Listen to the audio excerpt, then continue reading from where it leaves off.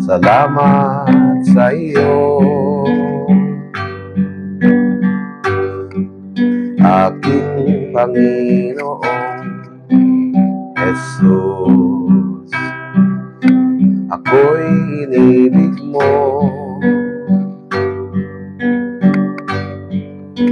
at tinangking lubos.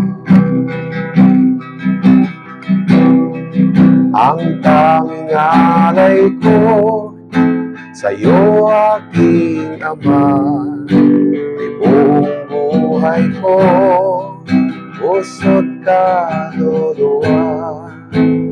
Di makayanan maipagkaloob, mamahaling iyas ni gintong ilog ang aking dalangin.